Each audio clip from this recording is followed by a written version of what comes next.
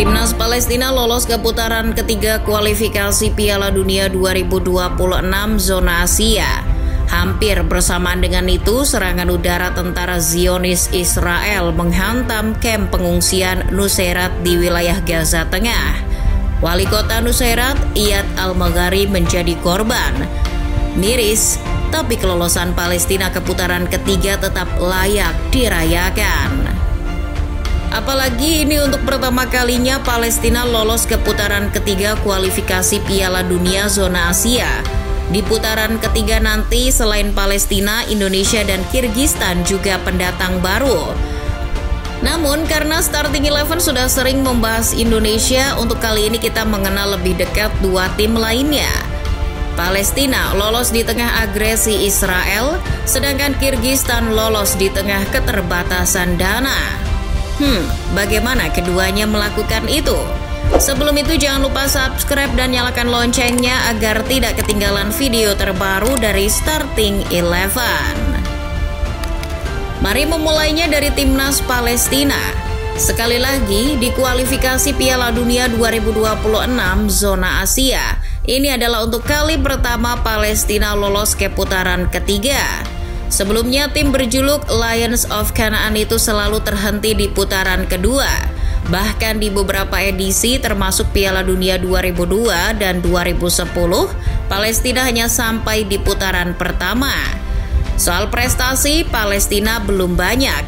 Di Piala Asia mereka bahkan baru 4 kali lolos, yaitu tahun 2015, 2019, 2023, dan 2027 mendatang. Namun di salah satu dari 3 kali kelolosan ke Piala Asia, Palestina pernah lolos ke 16 besar, yaitu di edisi 2023. Betul sekali, saat Indonesia pertama kali lolos ke fase gugur Piala Asia, saat itulah Palestina juga melakukan hal yang sama. Selain berkiprah di Piala Asia, Palestina juga cukup mengikuti kompetisi AFC Challenge Cup. Itu adalah kompetisi di Asia yang diperuntukkan bagi negara-negara berkembang. Sekarang AFC Challenge Cup tidak lagi bergulir, namun Palestina pernah juara sekali, yakni di tahun 2014 atau edisi terakhir.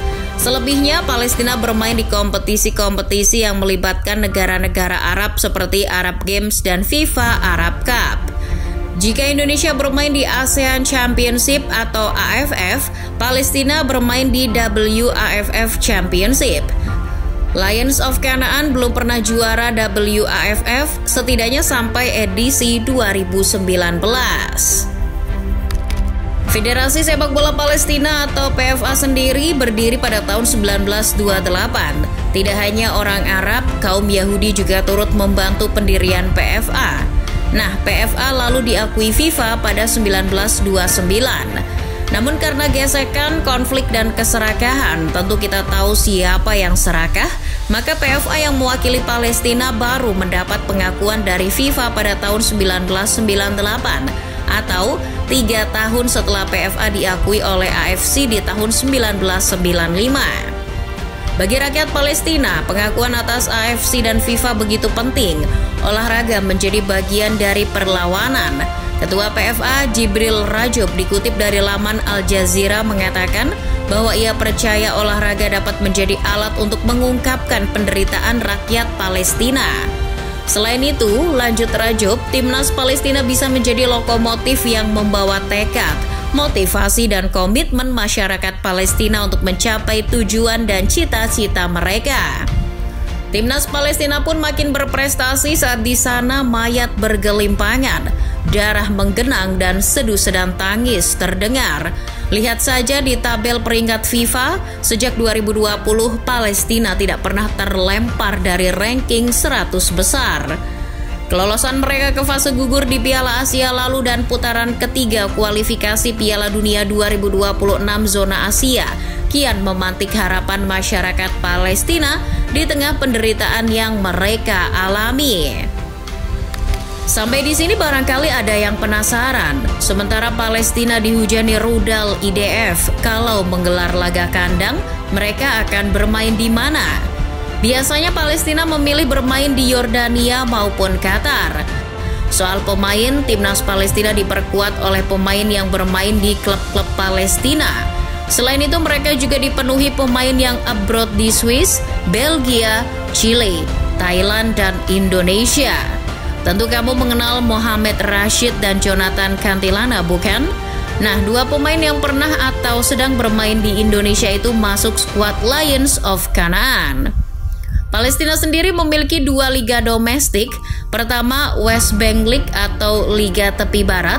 Liga yang diikuti 12 tim ini mulai dihelat pada musim 1976-77 usai Israel ditendang dari AFC.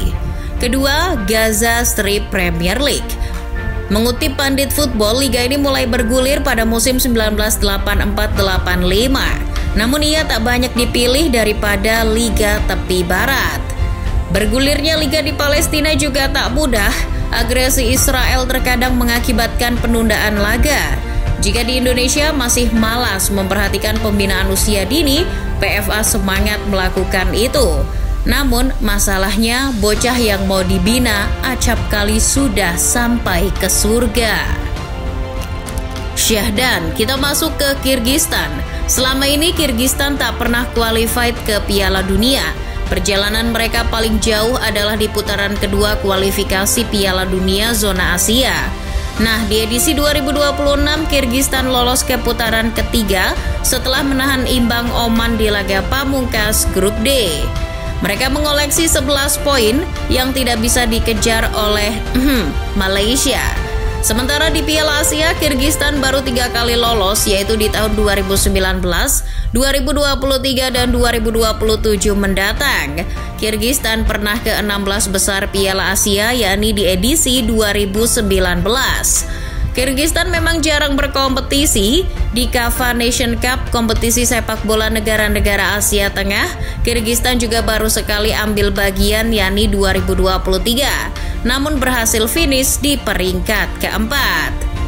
Kyrgyzstan salah satu dari 15 negara pecahan Uni Soviet. Republik Kyrgyzstan baru mendeklarasikan kemerdekaan pada 31 Agustus 1991. Namun, cikal bakal negara Kyrgyzstan sudah berdiri pada awal 1990-an dengan nama RSS Kyrgyz. Namun, 6 bulan setelah deklarasi kemerdekaan pada Februari 1992, Federasi Sepak Bola Kyrgyzstan berdiri. 2 tahun berikutnya, Federasi Sepak Bola Kyrgyzstan bergabung dengan FIFA dan AFC. Baru pada tahun 2020, Federasi Sepak Bola Kyrgyzstan mulai dikenal dengan nama Kyrgyz Football Union. Ada yang bilang liga yang baik menghasilkan timnas yang baik.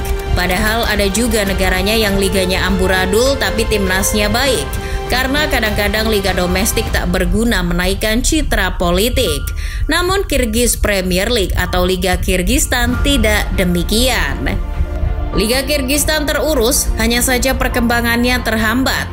Bukan karena kebijakan yang katrok, melainkan pendanaan yang mengkis dua.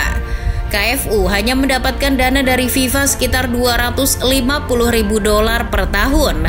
KFU sendiri tidak mendapatkan dana dari publik ataupun kalau ada dananya tak banyak.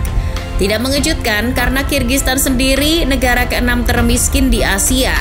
PDB per kapita mereka hanya $1.173. Sebanyak 32% dari 6,7 juta lebih penduduk Kyrgyzstan per 2023 hidup di bawah garis kemiskinan.